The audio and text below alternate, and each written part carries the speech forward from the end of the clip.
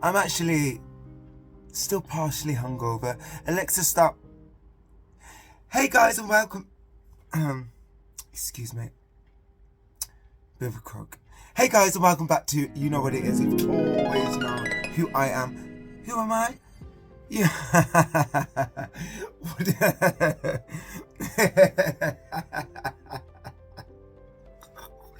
Sorry.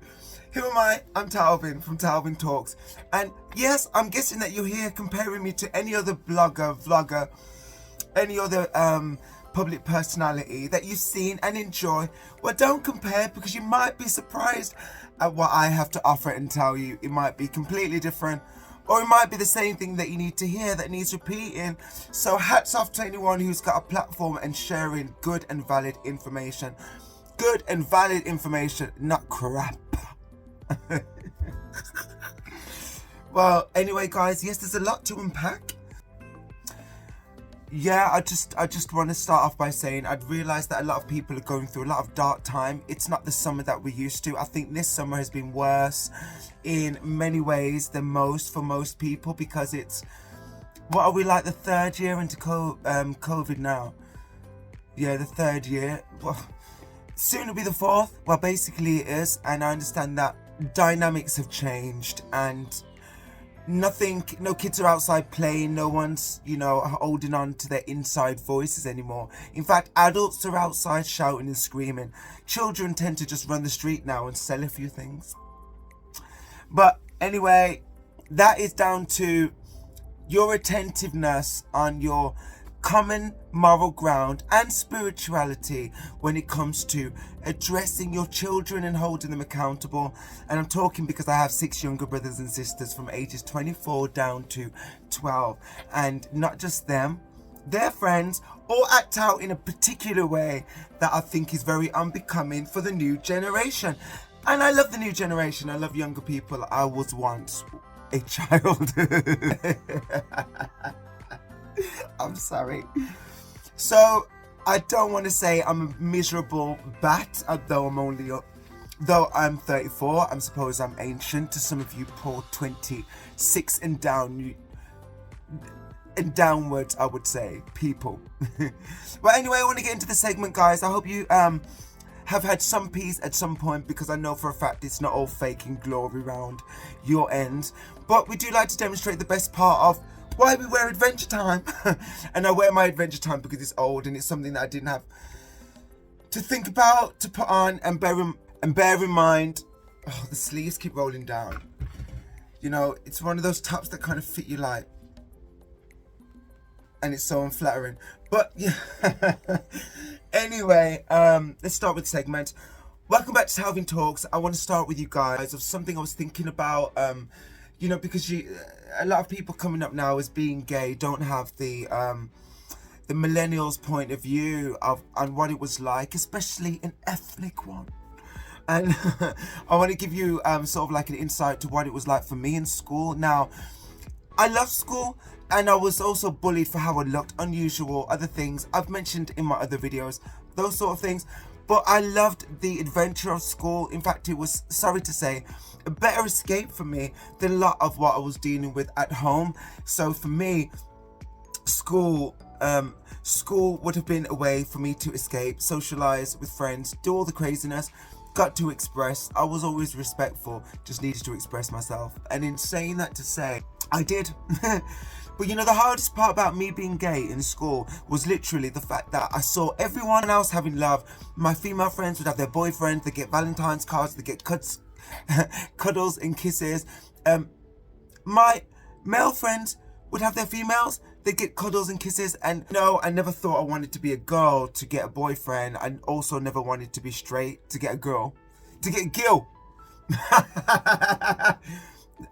Girls are beautiful, amazing. It's not for me. My sisters, my beautiful sisters. I hope you get a good man, and I hope you straight men get a good woman, because they seem to want me.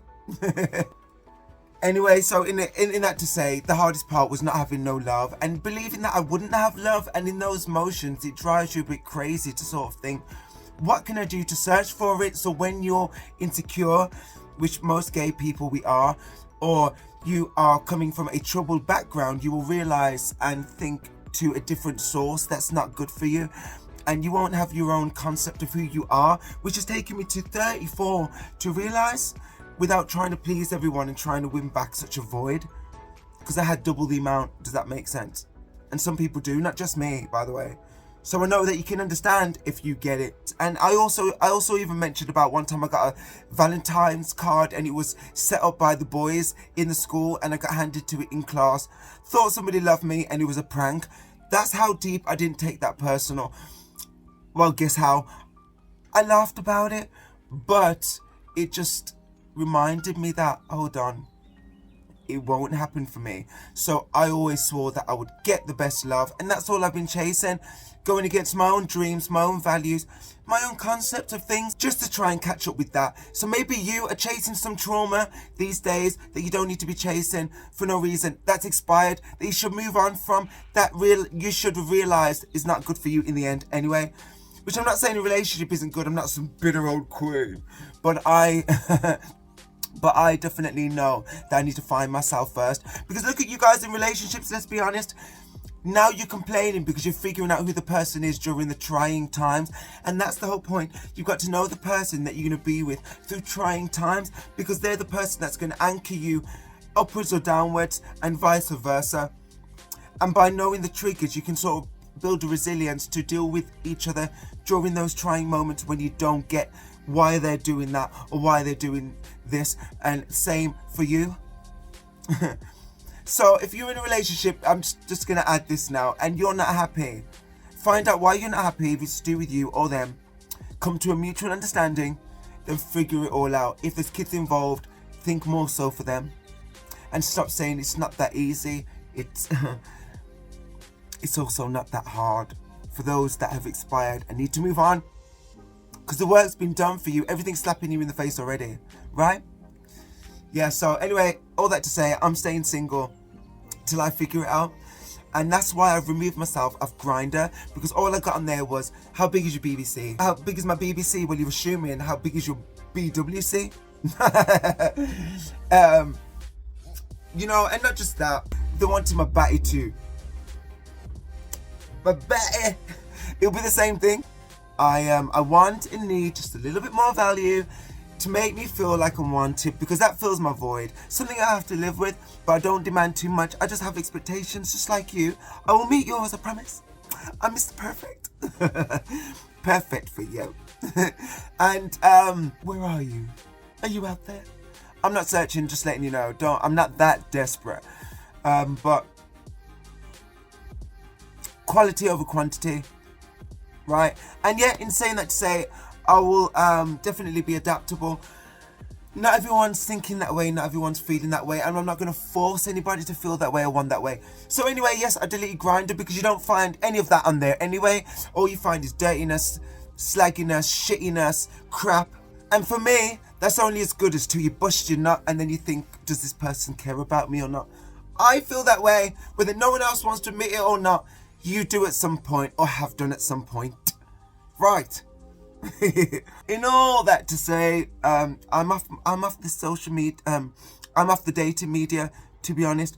And not just that, when it's the regular, like any of the flashing apps, I call them, they're all going like Grindr anyway. Even the straight ones that are mixed with gay, bi and whatever, I get mostly straight men. They're trying to hit on me and then no messages after that. But I don't want you.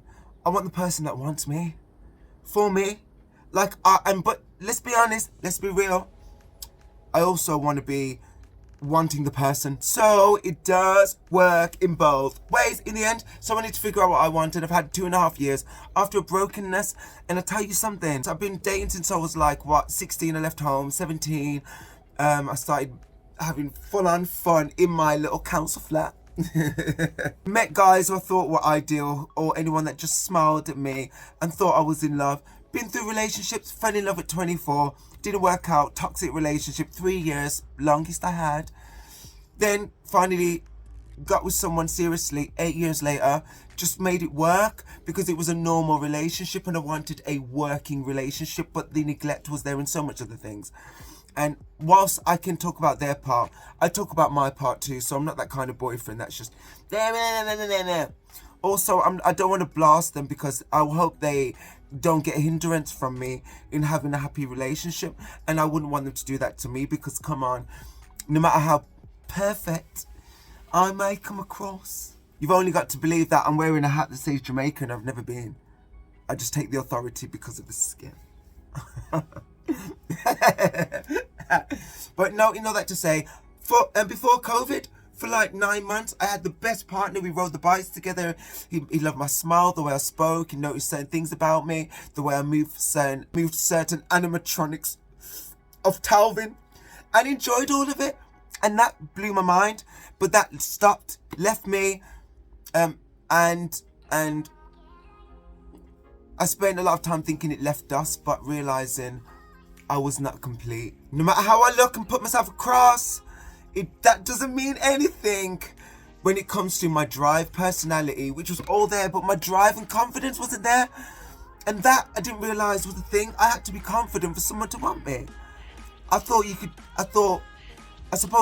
that the more vulnerable you were to someone, the more they could see that they could have you. But it doesn't always work that way either. I was wrong. And trust me, I had like about 13 weeks waking up every day crying on the floor. It added to my other traumas of loss. Trust me, gutted, boom. It took my heart away. And well, I realized it only punched it. But a tougher skin was added on top. A nice tougher skin. Not the kind of tougher skin that's going to be repelling all the good that's coming my way and biting off my nose to chew my own face. Got that wrong. Biting off my nose to spite my own face. Something I don't do. But I tell you what though, that person leaving me with so much void and being so great, being so perfect, felt like an angel, don't like to say that. But it left me with a closer relationship to God. And with my understanding of my soul connection with this earth and what I'm here to do. And then in turn, my talents got better, my peace got better, my acceptance of me got better. And then I felt ready and realized I still didn't have him. So then I realized that, hold on, all of that pain, trust me, was absolute pain. Despite I've seen probably worse or been through worse, that was the biggest pain for me because it meant so dear to my heart, something so dear to my heart. I realized, you know what? Blessings don't always come in perfect packages. They come ugly and they come horrible because sometimes you don't want to see and you want to avoid, so you let it expire to the point where it gets nasty. Come on, if you leave something over in the fridge and it's past its sell by date, it gets stale. Just like with your lessons in life and things that you should let go of, you keep them around till they get stale. Not just relationships, anything, till you've expired it and then it gets rotten and nasty, but it still exists because it's still there. You think that it's good. Because you pierce a tin doesn't mean you can put it back in the cupboard. It means that it might go stale after a few days. Don't keep looking at the outer shell of the packaging and everything. And avoiding looking at the date or the hole you just poked or the mold growing out of it. Does that make sense? You have to move on. And or in stating to move on, you need help, love and support. And that is what I am all colourful to do for you. Well, colourful enough. And you know, in saying all that to say, I understand mostly loneliness. It's been a big thing for me, loneliness. So, loneliness. But I'm giving it more names to give it more company of loneliness. For loneliness. Well, even though it's got the best company of me. And, I've realised that I need those times where I'm needing validation, support, just anybody around me. At times that I'm supposed to grow and understand my purpose. And everybody has a craft, everybody has a capability, everybody has a way to give back. And I definitely know, and that keeps the world going round inevitably, so don't be selfish. But for me, it's helped me develop. And I realised, oh my gosh, those areas that I didn't want to fill. So me neglecting me made it worse for me. Come on. So you have to build confidence and some self-esteem at some point. I've had to. We're not going to go there today, but we know of it. Check my videos out. Any one of them, I talk about it any bloody time. Does that make sense? I do. And so the funeral was for my cousin. And I mentioned that she passed by the sea within a space of a month. only 40, leaving behind a son and a beautiful mom and a beautiful son and a beautiful, amazing amount of friends and people to which I had mostly only become accustomed to after this beautiful funeral. And when I say beautiful, no send-off is always happy, no goodbye is always glorious. But I'm telling you something, this funeral, we were all dressed in orange.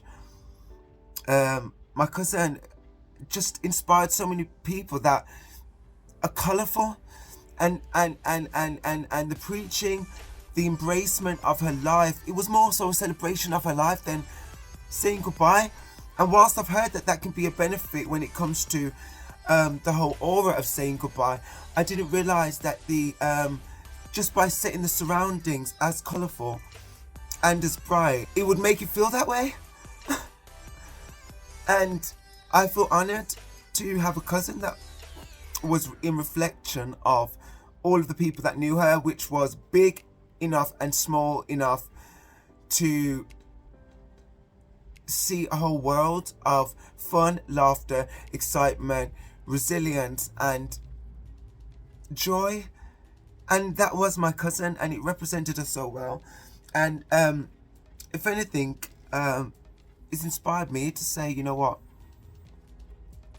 I want to be right with the day that I go, and I want people to be joyous that I'm only a step ahead, that I'll be joining them someday and they'll be joining me.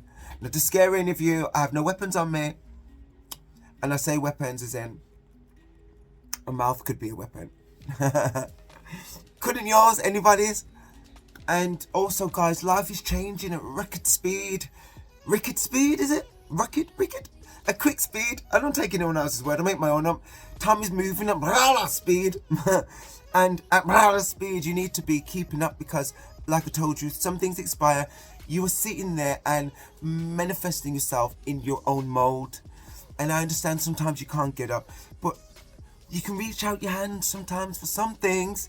Do it even on days when you're good, not just days when you're feeling crappy, because you don't always reach out in the proper, correct way. Do you know what I mean? I mean, just like, say for example, you've got no confidence and you're the kind of person that you can't tell the right person the right thing at the time, like they're doing something to you that you don't like, but you still got them around you, and you tell everyone else around you to fill that void of telling the person, but also avoiding telling the person, to the point that all those people tell the person what you've been saying and you look two-faced, even though you're the most down-to-earth person. I fell victim to that before, and I have family members who do that. I know people who do that, all in the name of not wanting to hurt the person that they are offended by. How stupid is that? You look worse anyway. You look like the bad person in the end. That makes more sense that you tell them than tell everyone else. And concerning my holiday, trying a holiday on a budget, that sort of thing. No. It's not been working out good so far, but I have got my passport sent off for. I'm waiting on that, to be honest. I think I'm waiting for them to absorb that terrible picture that you made me knock over my bear. My little bear. But anyway, saying that to say, guys, listen, there's more to come. And like you guys know, I'm on my journey. And I want to be a part of your journey too. And like I told you, there'll be more people speaking. I'm just getting myself in the right place. I'm making sure that I'm being consistent enough in finding my consistency. So guys, like I tell you every time, you can sit here and listen to me badger on, or you don't have to. But if you really feel and believe and understand what I'm saying, like, comment and subscribe to show support in this beautiful platform that you'll see me on, wherever it is and wherever it's based, to give people like myself and even you a chance to speak up, speak out about the right things. And that comes with your testimony.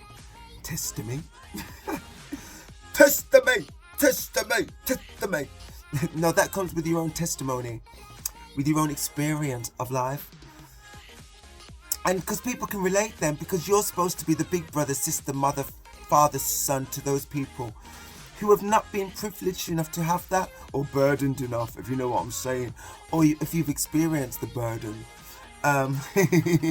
So, like I say every time, Welcome back to, you know what it is, you've always known what it is, Talvin Talks, and I love you, and have a brilliant summer. Do the things that you normally would do that would make you happy, and it's okay to do it. And if anything, please demand it. Please demand it. And I love you guys, and I'll speak to you in a rocket time. Welcome back to Talvin Talks.